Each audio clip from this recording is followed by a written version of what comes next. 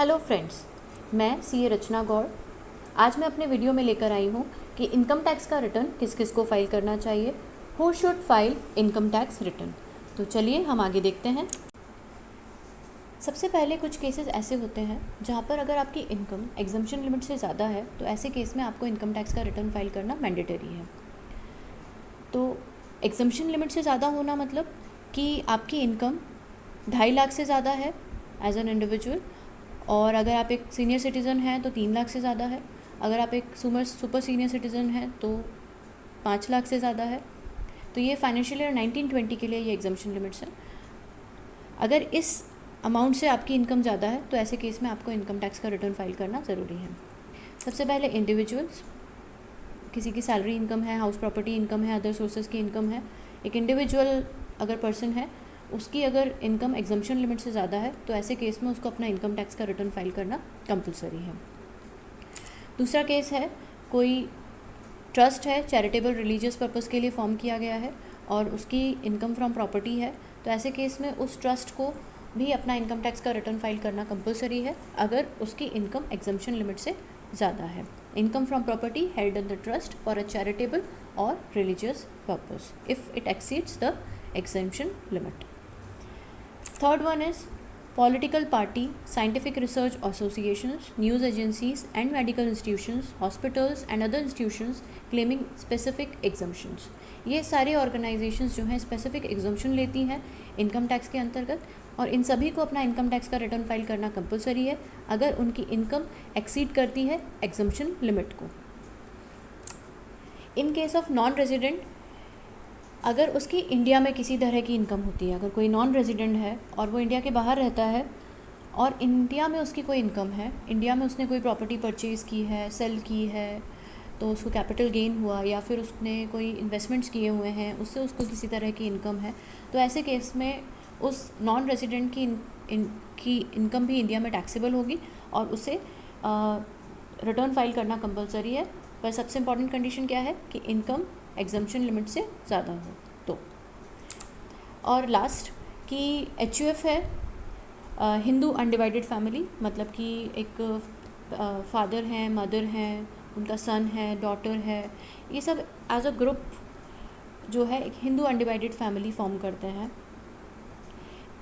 इस Hindu undivided family की कोई इनकम है, मान लीजिए उसे कोई एंसेस्ट्रल प्रॉपर्टी मिली है और उसे उन्होंने सेल आउट किया तो उससे कुछ इनकम जनरेट हुई, या उसे रेंट आउट किया हुआ है और उससे HUF को कोई इनकम मिल रही है और वो एग्जम्पशन लिमिट से ज़्यादा है, तो ऐसे केस में उनको इनकम टैक्स का रिटर्न फाइल करना ज़रूरी है। AOP BOI है, कोई क्लब है और बॉडी ऑफ इंडिविजुअल्स और एसोसिएशन ऑफ पर्सनस ने मिलकर उसे फॉर्म किया हुआ है और उस क्लब की कोई इनकम है जो कि एग्जम्पशन लिमिट से ज़्यादा है। इसी तरह से किसी भी तरह की एक ऑर्गेनाइजेशन जो ग्रुप ऑफ पीपल फॉर्म करते हैं और उसकी किसी तरह की इनकम जनरेट होती है और वो इनकम एग्जम्पशन लिमिट से ज़्यादा है, तो ऐसे केस में उस ऑर्गेनाइजेशन को भी अपना इनकम टैक्स का रिटर्न फाइल करना कंपलसरी है। तो ये तो सारे केसेस थे कि इनकम अगर एग्जम्पशन लिमिट से ज़्यादा है तो आपको इनकम टैक्स का रिटर्न फाइल करना ज़रूरी है, नहीं तो मैंडेटरी नहीं है। कुछ केसेस ऐसे होते हैं जब ये देखा जाता है कि आप किस टाइप के ऑर्गेनाइजेशन हैं, आपकी इनकम या लॉस को नहीं देखा जाता है। आपकी अगर लॉसेस भी हैं तो भी आपको अपना इनकम टैक्स का रिटर्न फाइल करना पड़ता है अगर आप उस तरह की ऑर्गेनाइजेशन है। तो इसमें सबसे पहले हम देखेंगे कंपनीज़। कोई भी कंपनी है, चाहे वो पब्लिक कंपनी हो, प्राइवेट कंपनी हो, डोमेस्टिक कंपनीज़ हो, मतलब सभी तरह की कंपनीज़ को अपना इनकम टैक्स का रिटर्न फाइल करना कंपलसरी है। अगर उनकी लॉसेस हैं तो भी अपना इनकम टैक्स का रिटर्न फाइल करना कंपलसरी है। फॉरेन कंपनीज़ को तभी रिटर्न फाइल करना ज़रूरी है अगर वो इंडिया में बिज़नेस कर रही हैं, उनकी इंडिया में ब्रांच है, इंडिया में ऑफिस है, तो ऐसी फॉरेन कंपनीज़ को भी इंडिया में अपना इनकम टैक्स का रिटर्न फाइल करना कंपलसरी है, इवन दो उन्हें लॉस ही क्यों ना हो। सेकंड है यूनिवर्सिटी, कॉलेजेस और अदर इंस्टीट्यूशंस, इन्हें भी अपना इनकम टैक्स का रिटर्न फाइल करना ज़रूरी है, इवन दो उन्हें लॉस भी हो। कोई फर्म है, पार्टनरशिप फर्म है, limited liability partnership, unlimited liability partnership, different types of partnership firms जो हैं, इन सभी को अपना रिटर्न फाइल करना कंपलसरी है। Any business trust, investment funds, इन्हें भी अपना इनकम टैक्स का रिटर्न फाइल करना कंपलसरी है।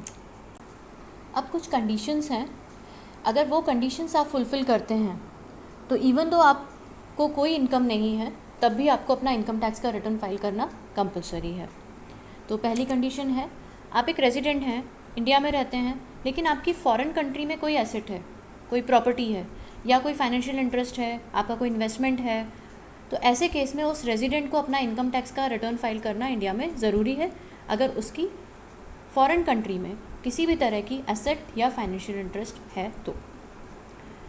दूसरा है, आप एक रेजिडेंट हैं और फॉरेन कंट्री में किसी फॉरेन अकाउंट में आप एक साइनिंग अथॉरिटी हैं, resident individual having signing authority in a foreign account, तो ऐसी कंडीशन में भी आपको इनकम टैक्स का रिटर्न फाइल करना कंपलसरी है।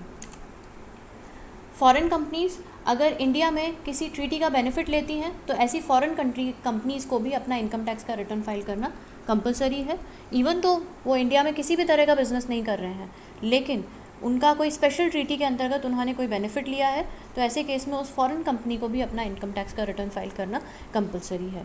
तो ये कुछ कंडीशंस हैं, अगर इसमें आप फॉलो करते हैं तो आपको रिटर्न फाइल करना ज़रूरी है। कुछ कंडीशंस और हैं जो फाइनेंशियल ईयर 1920 से इंट्रोड्यूस हुई हैं। तो सबसे पहले कंडीशन है कि आपका करंट अकाउंट है और उसमें आपका 1 करोड़ से ज़्यादा का डिपॉजिट अमाउंट है, 2 या 2 से ज़्यादा भी करंट अकाउंट्स हैं, और अगर आप उसका सम करेंगे अमाउंट का, अगर वो 1 करोड़ से ज़्यादा है तो ऐसे केस में आपको इनकम टैक्स का रिटर्न फाइल करना ज़रूरी है। आपने फ़ॉरेन ट्रैवल किया या किसी को फ़ॉरेन ट्रैवल स्पॉन्सर किया तो ऐसे केस में भी आपको रिटर्न फाइल करना ज़रूरी है, अगर वो एक्सपेंडिचर का अमाउंट 2 लाख से ज़्यादा है तो। या फिर आपका इलेक्ट्रिसिटी का बिल 1 लाख से ज़्यादा है फॉर अ फाइनेंशियल ईयर, तो ऐसे केस में आपको इनकम टैक्स का रिटर्न फाइल करना ज़रूरी है। तो ये कुछ कंडीशंस हैं, अगर आप इन कंडीशंस पे फॉलो करते हैं तो ऐसे केस में आपको इनकम टैक्स का रिटर्न फाइल करना कंपलसरी है। अभी तक हमने देखा कि हमें कब कब रिटर्न फाइल करना मैंडेटरी है, मतलब अगर आप रिटर्न फाइल नहीं करते हैं तो आपके ऊपर कार्रवाई की जा सकती है। पेनल प्रोविजंस हैं इनकम टैक्स के, वो आपको पेनल्टीज़ पे करनी पड़ेंगी और जेल भी जाना पड़ सकता है, तो ऐसे केस में रिटर्न फाइल करना मैंडेटरी था। अब कुछ केसेस ऐसे होते हैं जो हमारा राइट है, एक तरह से हमें वॉलंटरली रिटर्न फाइल करना चाहिए। सबसे पहला केस है कि to carry forward losses from income from business and profession और capital gain.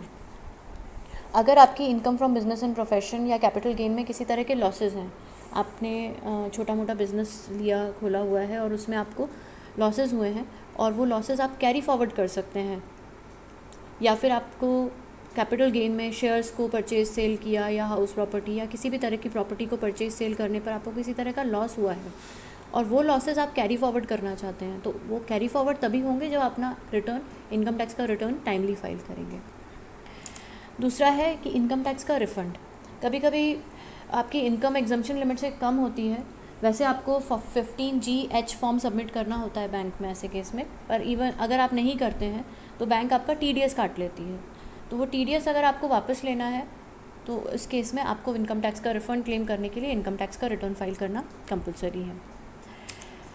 As a return filing proof, ये एक बहुत ही इंपॉर्टेंट इन्फॉर्मेशन है कि बहुत सारे जगहों पर अगर हम लोग के लिए अप्लाई करने जाते हैं या वीज़ा के लिए अप्लाई करने जाते हैं तो ऐसे केस में हमें रिटर्न हमारी इनकम प्रूफ देना होता है, तो रिटर्न जो है वो एज एन इनकम प्रूफ काम करता है। तो मेरा सजेशन है कि हर पर्सन को अपना इनकम टैक्स का रिटर्न फाइल करना चाहिए, क्योंकि किसी भी जगह पर अगर आपको इनकम प्रूफ सबमिट करना होगा तो रिटर्न जो है वो सबसे बेस्ट ऑप्शन है आपके लिए। थैंक यू फ्रेंड्स, मुझे लगता है कि आपको मेरा वीडियो ज़रूर पसंद आया होगा। आप इसे लाइक कीजिए, सब्सक्राइब कीजिए और कमेंट बॉक्स में मेंशन कीजिए कि आपको वीडियो कैसा लगा और आपको क्या क्या और जानकारियाँ चाहिए, तो मैं आपको नए नए वीडियोस बनाकर सभी जानकारियाँ दूंगी। Okay, bye.